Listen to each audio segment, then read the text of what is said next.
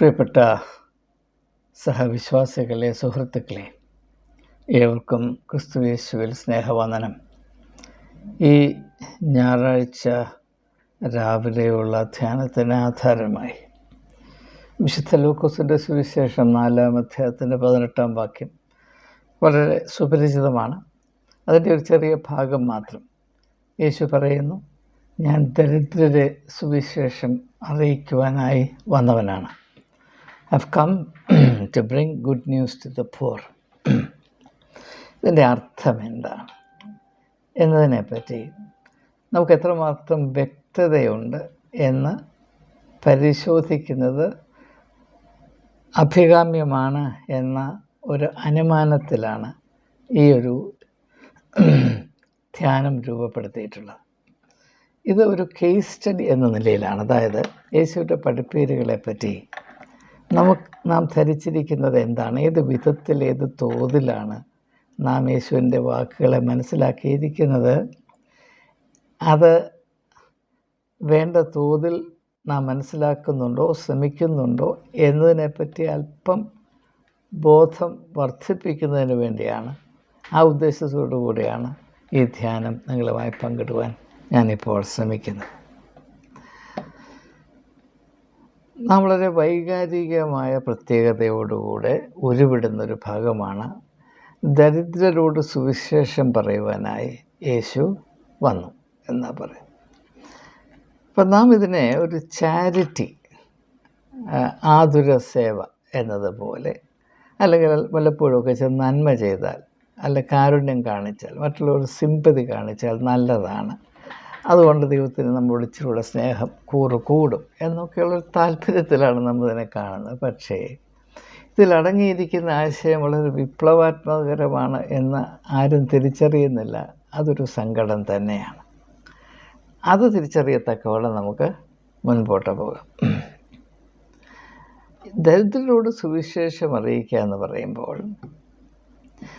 അങ്ങനെ പ്രത്യേകമായ ശ്രദ്ധയോടുകൂടെ, അല്ലെങ്കിൽ താല്പര്യത്തോടെ, അല്ലെങ്കിൽ പ്രയോറിറ്റിയോടുകൂടെ ഒരു ദൗത്യം ആവിഷ്കരിക്കേണ്ട ആവശ്യം എന്താണ് എന്നതിനെപ്പറ്റി നമുക്ക് ആദ്യമായി ഒരു പ്രാവർത്തിക ബോധ്യം ഉണ്ടാകണം. We must have a basic and practical idea as to why such a changed emphasis is required in the kind of new mission that Jesus, unprecedented mission that Jesus came to inaugurate. ഇത് വളരെ വ്യക്തമാണ്.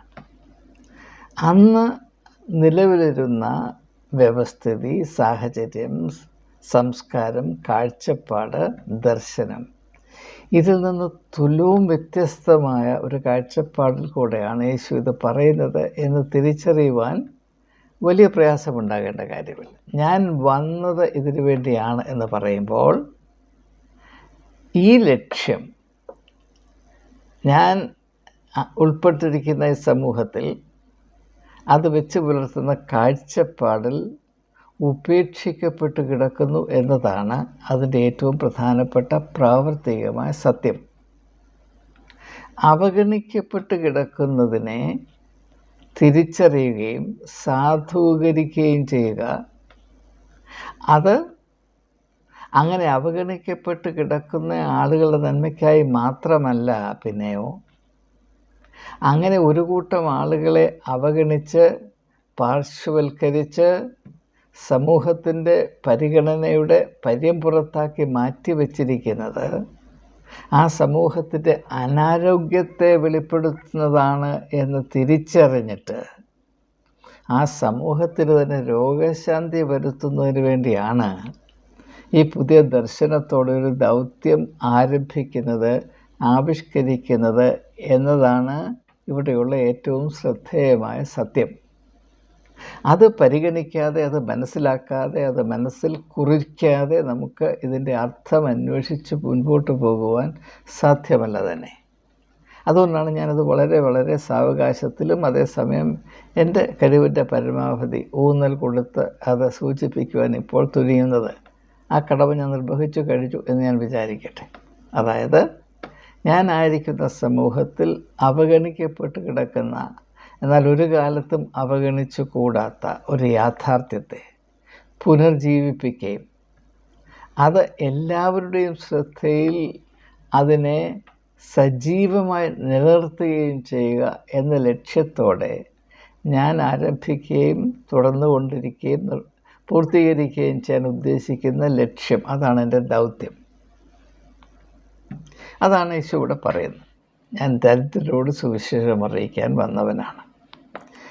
അപ്പോൾ അതിൻ്റെ ആവശ്യം എന്താണെന്ന് നമുക്ക് മനസ്സിലാക്കാം. നമുക്കറിയാം, യഹൂദ സമൂഹം എന്ന് മാത്രവുമല്ല, കിഴക്കൻ രാജ്യങ്ങളിലെ പൊതുവായ സംസ്കാരം, ഈസ്റ്റേൺ കൾച്ചേഴ്സ്, കിഴക്കൻ സംസ്കാരങ്ങൾ as against western cultures. Western culture ഇക്കാര്യത്തിൽ അങ്ങ് പരിശുദ്ധമാണെന്നൊന്നും ഉള്ള അഭിപ്രായം എനിക്കില്ല. അതിനകത്തും ഈ പ്രശ്നങ്ങൾ ഇഷ്ടം പോലെ ഉണ്ടായിരുന്നു. പക്ഷെ അതിനേക്കാൾ കൂടുതലായി ഈസ്റ്റേൺ കൾച്ചേഴ്സ് വളരെ ശ്രേണീബദ്ധമായ ഒരു സംസ്കാരങ്ങളായിരുന്നു. ഇപ്പോൾ ഭാരതത്തിൻ്റെ സംസ്കാരം തന്നെ എടുത്താൽ അതിൽ വരേണ്യവർഗം, അതായത് വർണ്ണത്തിൽ മേന്മ പ്രാപിച്ച വർഗം. ഇപ്പം ബ്രാഹ്മിൻസ് എന്ന് പറഞ്ഞാൽ അവർ മേന്മയുള്ളവരാണ്. ആ കുലത്തിൽ പിറക്കുന്നവനെല്ലാം മേന്മയുള്ളവനാണ്. അതിനേക്കാൾ താഴെയാണ് ക്ഷത്രിയർ. ഇപ്പോൾ രാജാക്കന്മാരൊക്കെ ക്ഷത്രിയരാണ്. എന്നാൽ രാജാക്കന്മാരെ വിദ്യാഭ്യസിപ്പിക്കേണ്ടതും ഉപദേശിക്കേണ്ടതും നിലയ്ക്ക് നിർത്തേണ്ടതും ഒക്കെ ബ്രാഹ്മിൻസാണ്. അവരെ ഭയന്ന് വേണം രാജാക്കന്മാരും മുൻപിൽ നിൽക്കാൻ. അത് താഴെയാണ് ബനിയാസ്, ഏറ്റവും താഴെയാണ് ശൂദ്രർ. അപ്പോൾ രാജാവിൻ്റെ കണ്ണിൽ കൂടെ നോക്കുമ്പോഴും, ബ്രാഹ്മൻ്റെ കണ്ണിൽ കൂടെ നോക്കുമ്പോഴും, ബനിയയുടെ കണ്ണിൽ പോലും നോക്കുമ്പോഴും ഈ ശൂദ്രസാരാണ് ഈ സമൂഹത്തിൻ്റെ അംഗമല്ല.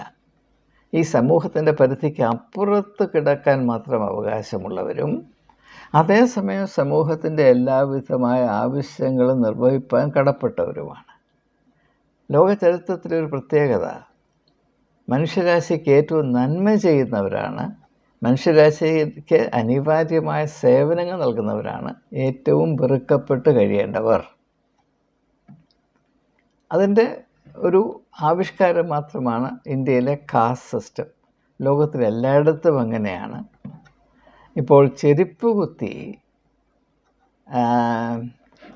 തീണ്ടലുള്ളവനാണ്, പക്ഷെ അവൻ ഉണ്ടാക്കുന്ന ചെരുപ്പിനോട് നടക്കുന്നവൻ മാന്യനാണ്.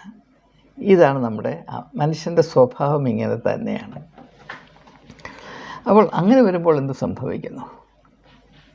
ഇപ്പോൾ ഭാരതത്തിൻ്റെ പശ്ചാത്തലത്തിൽ ചിന്തിക്കുമ്പോൾ ഇവിടെ അറിവ് പ്രാപിപ്പാൻ, ആത്മീയവും ഭൗതികവുമായ അറിവ് പ്രാപിപ്പാൻ ഏറ്റവും കൂടുതൽ അവകാശമുണ്ടായിരുന്നത് ഏറ്റവും ഉന്നതമായ ജാതിയായ ബ്രാഹ്മണർക്കായിരുന്നു.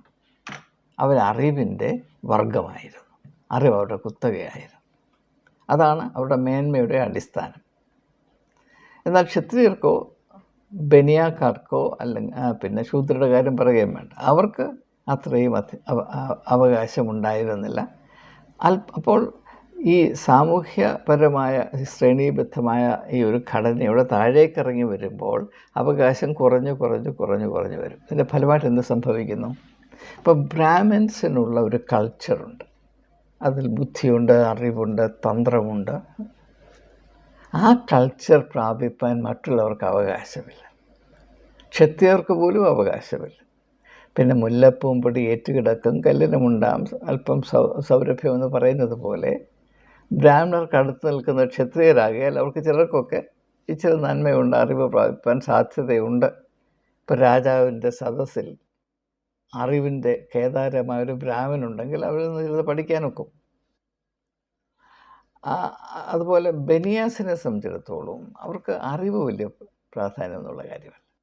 അറിവിൻ്റെ സംസ്കാരം അവർക്ക് ആവശ്യമില്ല. ക്ഷത്രിയർക്ക് പോലും അറിവിൻ്റെ, അവന് കയ്യൊക്കെ വേണം, യുദ്ധം ചെയ്യാനുള്ള കഴിവ് വേണം. ബനിയ ക്ലാസ്സിന് എന്ത് വേണം? പണം ഉണ്ടാക്കാനുള്ള കഴിവ് വേണം. അവന് സംസ്കാരമൊന്നും ആവശ്യമില്ല. അവൻ്റെ തലച്ചോറ് വളരുന്നെങ്കിൽ പണമുണ്ടാക്കുന്ന ഒരേ ഒരു മാർഗത്തിൽ മാത്രം. പിന്നെ ശൂദ്ര, ഈ തീണ്ടലുള്ള ആളുകളുടെ കാര്യം പറഞ്ഞാൽ അവർക്ക് തലച്ചോറ് വളരുന്നത് അപകടമാണ്. അവരെ വിദ്യ അഭ്യസിപ്പിച്ചുകൂടാ, അവരെ സ്കൂളിൽ ഇരുത്തിക്കൂടാ. കാരണം അവർക്ക് അറിവ് പ്രാപിച്ചു കഴിഞ്ഞാൽ സമൂഹത്തിൻ്റെ ഭദ്രത തകർന്നു പോകും. The social order will be subverted. ഇതാണ് പരിപാടി. അപ്പോൾ എന്താണ് ഈ ഉന്നത ജാതിയിലുള്ള ആളുകൾ സൃഷ്ടിക്കുന്ന സംസ്കാരത്തിൻ്റെ പരിധിക്ക് വെളിയിൽ നിൽക്കാൻ മാത്രമേ ഈ താഴെക്കിടയുള്ള ഈ നീചമെന്ന് കരുതപ്പെടുന്ന ജാതിയിലുള്ള ആളുകൾക്ക് അവകാശമുള്ളൂ. തൽഫലമായി ഒരു സമൂഹം പല കഷ്ണങ്ങളായി മുറിച്ച് മാറ്റപ്പെടുകയാണ്. ആ സമൂഹത്തിന് ആരോഗ്യപരമായൊരവസ്ഥ പ്രാപിപ്പാൻ സാധ്യമല്ല. ഇപ്പം നമ്മുടെ ഒരു ശരീരം അതിൻ്റെ അവയവങ്ങൾ മുറിച്ച് മാറ്റി അവിടെയൊക്കെ ഇട്ടാൽ എന്ത് ആരോഗ്യമോ കിട്ടും. അത് അപ്രകാരമുള്ള ഒരു സാധ്യതയെ ഇങ്ങനെ ജാതിയുടെ പേരിൽ ഒരു സമൂഹം കഷ്ണിച്ച് അവിടെ ഇവിടെ മാറ്റി വെച്ച് കഴിഞ്ഞാൽ ഉണ്ടാകുകയുള്ളൂ. അതുകൊണ്ടാണ് ഭാരതത്തിൻ്റെ പശ്ചാത്തലത്തിൽ പ്രത്യേകിച്ച് കഴിഞ്ഞ നൂറ്റാണ്ടിൽ ഹിന്ദു സമൂഹത്തിൽ ഐക്യം ഉണ്ടാകാൻ ഉള്ള ശ്രമം നടക്കണം. To promote pan Indian unity. അതിന് വലിയൊരു ശ്രമം RSS രാഷ്ട്രീയ സ്വയം സേവക് സംഘ് നടത്തി. അതിൻ്റെ ഒരു ഭാഗമായിട്ടാണ് വീര സാവർക്കർ തൻ്റെ ഹിന്ദുത്വ എന്ന പുസ്തകം എഴുതുന്നത്. അത് വിചാരധാരയിൽ കൂടെ മുൻപോട്ട് പോയി. അങ്ങനെ ഇപ്പോൾ ജാതിപരമായ വിവേചനമില്ലാത്ത, എന്നാൽ വിവേചനം ശരിക്കുമുള്ള ഒരു ഹിന്ദു ഐക്യം സ്ഥാപിക്കുവാനായിട്ടുള്ള സംഘടിതമായ ശ്രമം നടക്കുന്നു.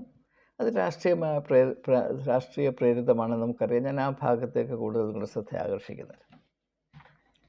അപ്പോൾ ഇങ്ങനെ വിവേചനപരമായുള്ള കാഴ്ചപ്പാടിൽ സൃഷ്ടിക്കപ്പെടുന്ന, സംഘടിക്കപ്പെടുന്ന ഒരു സാമൂഹ്യ വ്യവസ്ഥിതി, അതിലെപ്പോഴും ഭൂരിപക്ഷം ആളുകളും അതിലെ മാഹാത്മ്യമേറിയത് എന്ന് മനുഷ്യർ സങ്കല്പിക്കുന്ന സംസ്കാരത്തിൻ്റെ പരിധിക്ക് വെളിയിലായിരിക്കും.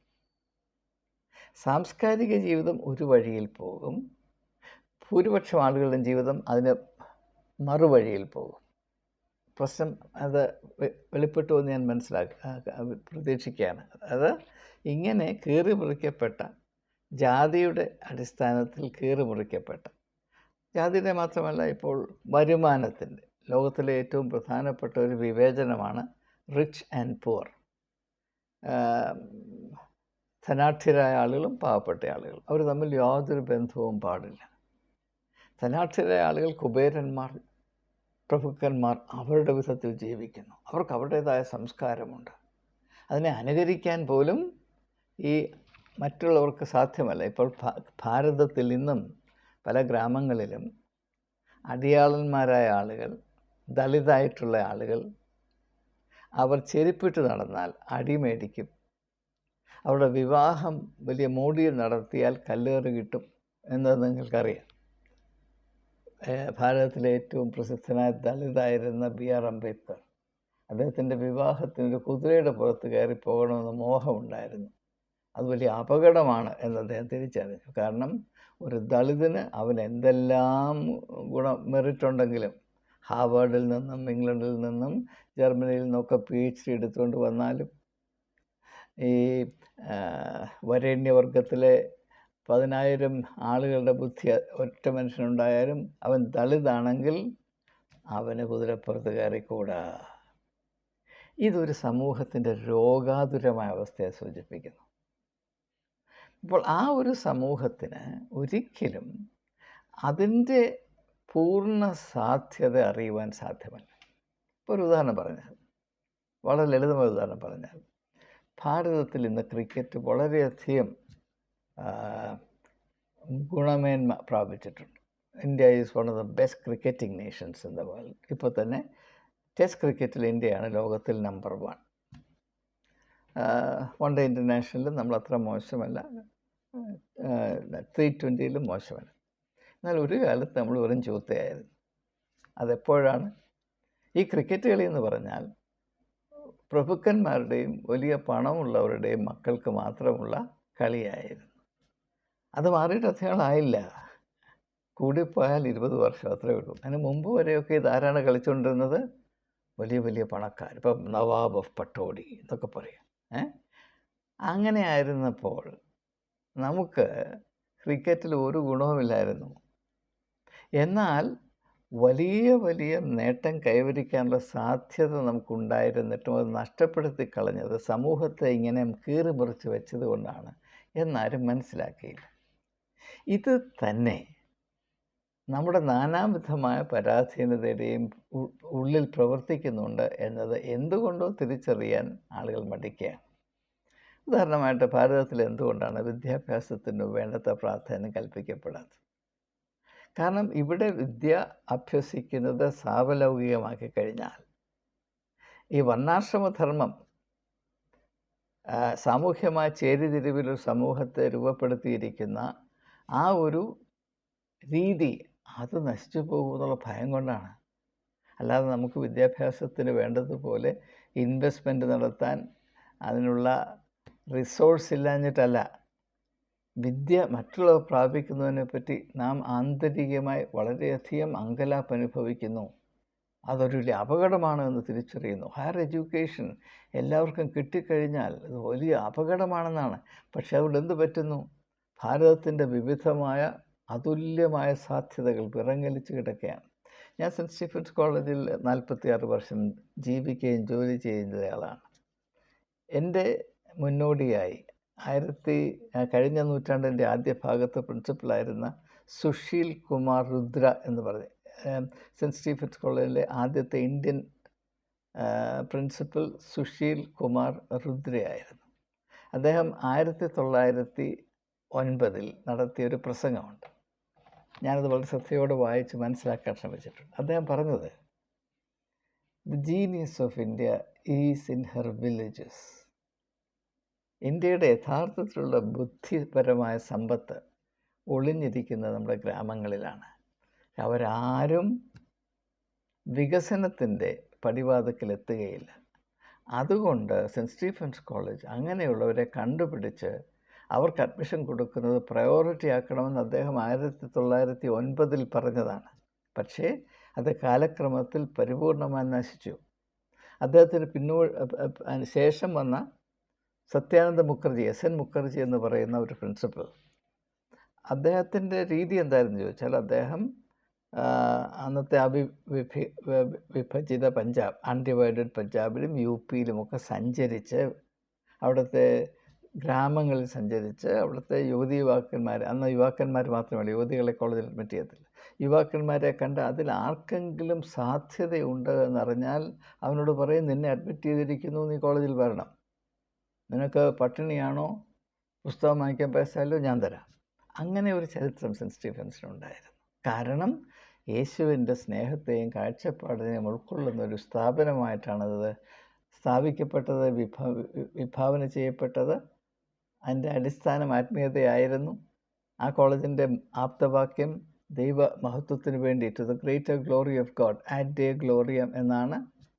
അതുകൊണ്ട് വളരെ ആവേശത്തോടു കൂടെയാണ് ഞാൻ അവിടെ സേവനം അനുഷ്ഠിച്ചതെന്ന് നിങ്ങളോട് അറിയിച്ചു കൊള്ളട്ടെ. ഞാൻ പറഞ്ഞു വന്നത്, ദരിദ്രരോട് സുവിശേഷം അറിയിക്കുക എന്ന് പറഞ്ഞാൽ അതിൻ്റെ അർത്ഥം എന്താണ്? സമൂഹത്തിൻ്റെ പരിധിയിൽ നിന്ന് പുറന്തള്ളപ്പെട്ട ഒരു ജനതയുണ്ട്. അവർ ഒരു വലിയ സാധ്യതയാണ്. ആ സമൂഹത്തിൻ്റെ യഥാർത്ഥ സമ്പത്ത് അവരാണ്. എന്നാൽ അവരുടെ ഉള്ളിലുള്ള വിശേഷതയേറിയ വലിയ വലിയ സാധ്യതകൾ ഈ സമൂഹത്തിൻ്റെ നന്മയ്ക്ക് വേണ്ടി പ്രയോജനപ്പെടുത്തുവാൻ കഴിയാതെ പോകുന്നു. കാരണം ഈ സമൂഹത്തിൽ നിലനിൽക്കുന്ന ആ അന്ധകാരം, മാനസികമായ അന്ധകാരം, തെറ്റിദ്ധാരണ, രോഗം മൂലം അങ്ങനെയുള്ളവരെ അവരുടെ സാധ്യതകൾ വികസിപ്പിച്ചെടുക്കുന്നതിൽ നിന്ന് അന്യാധീനപ്പെടുത്തി അവരെ പുറംപോക്കുകളായി മാറ്റി നിർത്തി ഈ സമൂഹം അതിനോട് തന്നെ അപരാധം ചെയ്യുകയാണ് എന്ന് തിരിച്ചറിയാനുള്ള ഒരു ദീർഘദർശനം യേശുവിനുണ്ടായിരുന്നു. അത് അന്ന് നിലവിലിരുന്ന കാഴ്ചപ്പാടിനേക്കാൾ വളരെയധികം മുൻപിലായിരുന്നു. അത് ഒരു വിപ്ലവാത്മകമായ ദർശനമായിരുന്നു. അതിന് സാമൂഹ്യവും സാമ്പത്തികവും രാഷ്ട്രീയവുമായ പലവിധ ബഹുതല സ്പർശിയായ അർത്ഥങ്ങളുണ്ടായിരുന്നു എന്നത് ഒരുപക്ഷേ ഈ വാക്യത്തെ ആസ്പദമാക്കി നിങ്ങൾ 100 പ്രസംഗങ്ങൾ കേട്ടിട്ടുണ്ടെങ്കിലും ആരും ഇത് പരാമർശിക്കുവാൻ ഇടയായിട്ടുണ്ടാവില്ല. എനിക്കതിനെപ്പറ്റി നിശ്ചയമാണ്. കാരണം ഈ തലത്തിൽ വചനത്തെ മനസ്സിലാക്കാനുള്ള ശ്രമം നമ്മുടെ ഇടയിൽ ആഗോളതലത്തിൽ നന്നേ വിരളമാണ്. ഞാൻ കുറഞ്ഞത് 18 രാഷ്ട്രങ്ങളിലെങ്കിലും പോയി സുവിശേഷം പ്രസംഗിച്ചിട്ടുണ്ട്.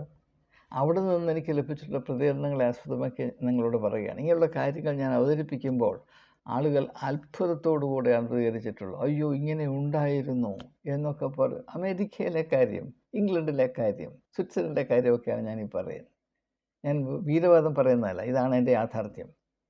അപ്പോൾ ഞാൻ ദരിദ്രരോട് സുവിശേഷം പറയാൻ വന്നു എന്ന് പറയുമ്പോൾ നമ്മൾ പലപ്പോഴും വിചാരിച്ചിരിക്കുന്നത് ഇത് ദരിദ്രരോട് കാണിക്കുന്ന ഔദാര്യമാണെന്നാണ്. ഇതിനകത്ത് ഔദാര്യം എന്നൊരു പരിപാടിയേ ഇല്ല, അതൊരു പരിഗണനയല്ല. ഔദാര്യം ഒരു തരത്തിലുള്ള കളങ്കമാണ്. ഔദാര്യം ഒരു തരത്തിലുള്ള അപമാനമാണ്. It's an insult.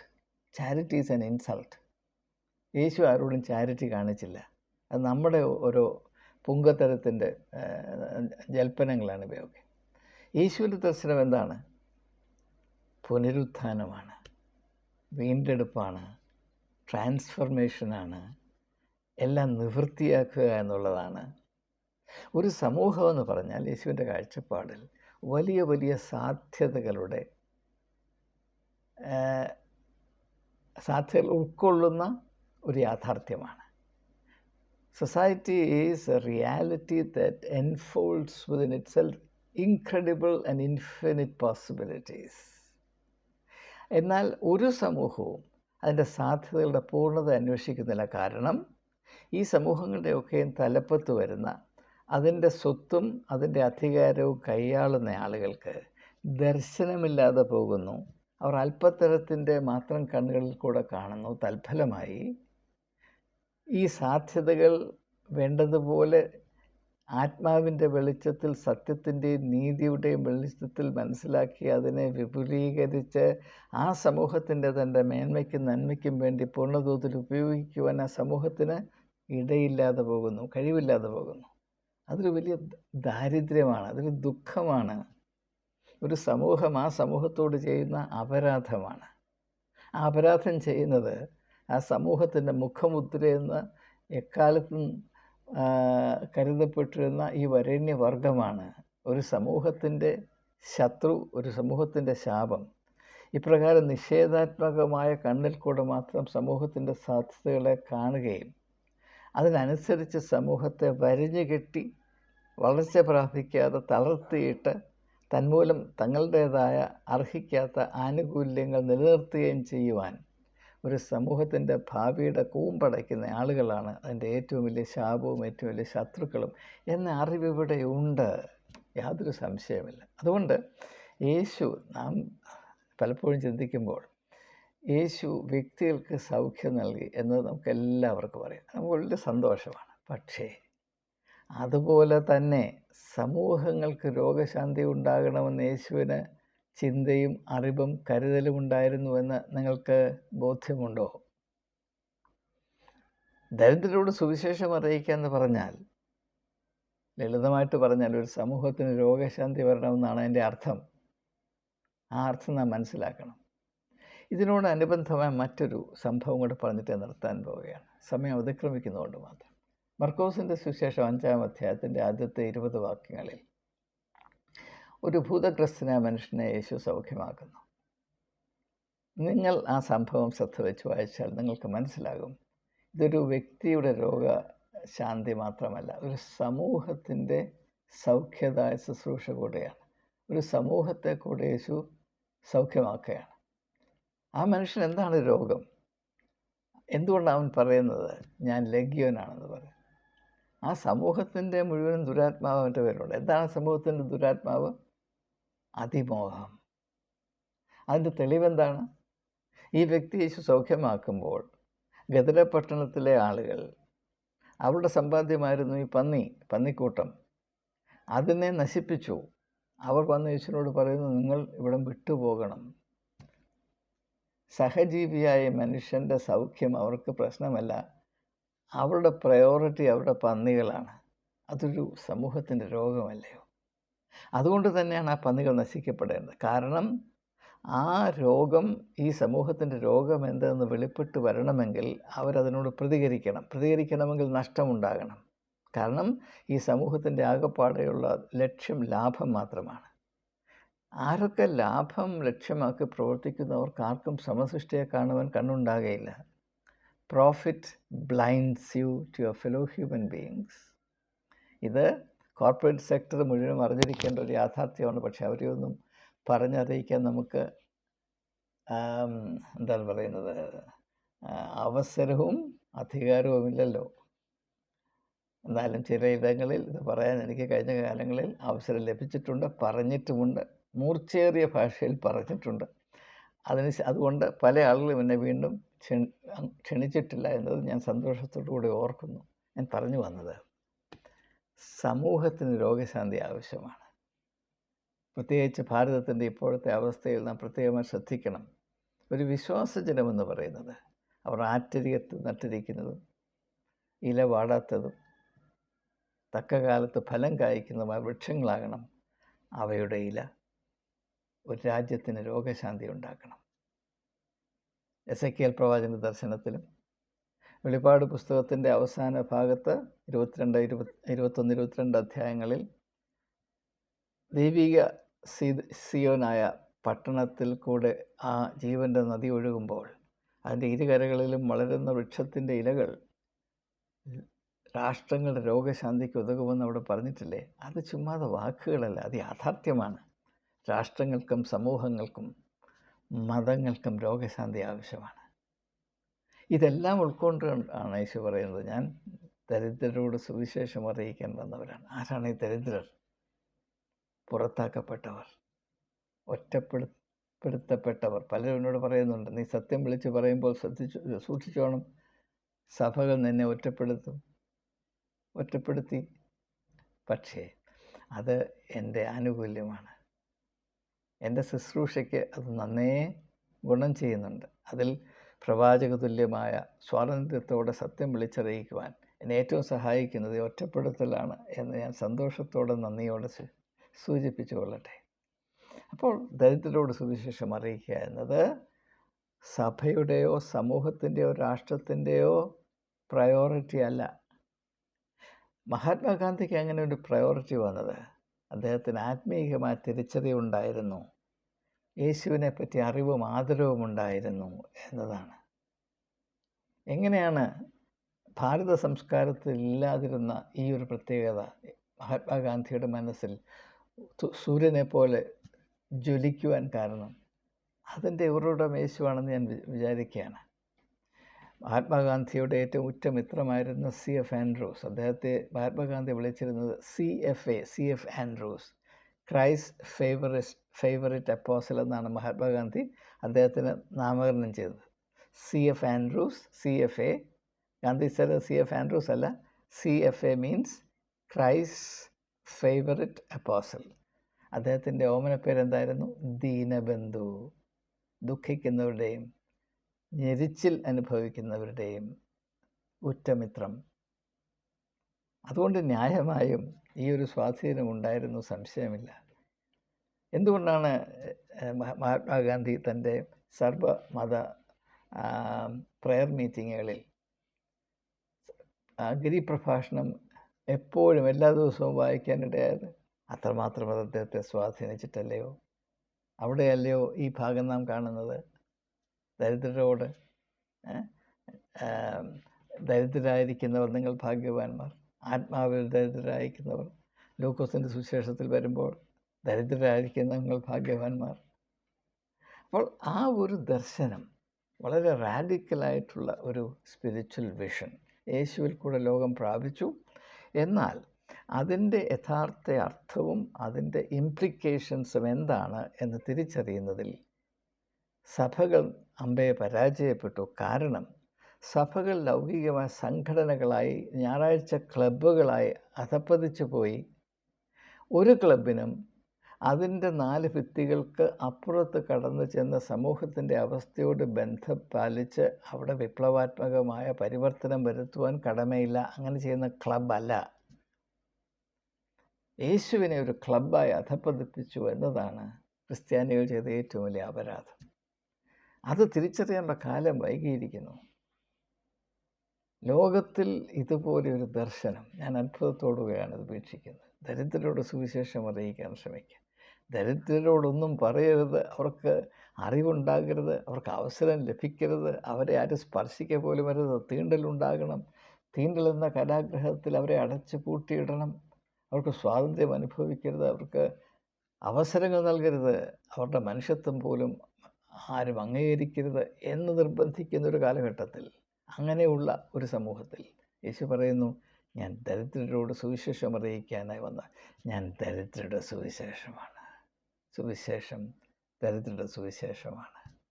ഒരു വിധത്തിലല്ലെങ്കിൽ നാം എല്ലാവരും ദരിദ്രരാണ്. ഭൗതികമായി അല്ലെങ്കിൽ ആത്മീയമായി, ആത്മീയമല്ലെങ്കിൽ ബൗദ്ധികമായി, സാംസ്കാരികമായി, വൈകാരികമായി പട്ടിണിയില്ലാത്ത ആരെങ്കിലും ലോകത്തിലുണ്ടോ? ഈ ഭൂമി ദരിദ്രരുടെ ഭൂമിയാണ്. പിന്നെ രണ്ട് തരത്തിലുള്ള ദരിദ്രരുണ്ട്. ഞാൻ ദരിദ്രനാണെന്ന് അറിയാൻ വയ്യാതെ കളിച്ച് നടക്കുന്ന ദരിദ്രന്മാർ, അവരാണ് പരമദരിദ്രവാസികൾ. പിന്നെ ഉണ്ട് ഞാൻ ദരിദ്രനാണെന്ന് അറിയുന്നവർ. അത് സൂചിപ്പിച്ചുകൊണ്ടാണ് കർത്താവ് യേശു ക്രിസ്തു രണ്ടുപേരും പ്രാർത്ഥിക്കാൻ പോയി ഉപമ പഠിപ്പിച്ചത്. പരീശൻ എന്നിട്ട് ഞാൻ വളരെ വളരെ കുബേരനാണ്, മതപരമായി ആത്മീയമായി ഞാൻ കുബേരനാണ്, ഞാൻ വലിയ വലിയ മതപരമായ ആചാരങ്ങൾ അതുപോലെ അച്ചട്ടായി നിർവഹിക്കുന്നു, ഞാൻ എല്ലാറ്റിനും 10 കൊടുക്കുന്നു, എന്നെ കണ്ടു പഠിക്കുക. അവൻ്റെ ദാരിദ്ര്യം അവൻ അറിഞ്ഞില്ല. എന്നാൽ പരീശൻ പോയി, ചുങ്കക്കാരൻ പോയി, അവൻ്റെ ദാരിദ്ര്യം തിരിച്ചറിഞ്ഞ് അവൻ്റെ ഹൃദയം നുറുങ്ങി അവനെ തന്നെ ദൈവസന്നിധിയിൽ ഒഴുക്കിയപ്പോൾ അവൻ നീതീകരിക്കപ്പെട്ടു ഭവനത്തിലേക്ക് പോയി എന്നാണ് ഈശോ പറയുന്നത്. രണ്ട് തരത്തിലുള്ള ഈ ഭൂമിയിൽ എല്ലാവരും ദരിദ്രന്മാരാണ്. രണ്ട് തരത്തിലുള്ള ദരിദ്രന്മാരോട് അത്രമാത്രം. എല്ലാവരോടുമായി യേശു സുവിശേഷം അറിയിക്കാൻ വന്നു. ആ സുവിശേഷത്തിൻ്റെ പ്രത്യേകത, അതിലടങ്ങിയിരിക്കുന്ന ആത്മീയമായ തേജസ് തിരിച്ചറിയുവാൻ നമുക്കിടയാകട്ടെ എന്ന പ്രാർത്ഥനയോടെ ഈ ധ്യാനം ഞാൻ ഉപസംഹരിക്കുന്നു.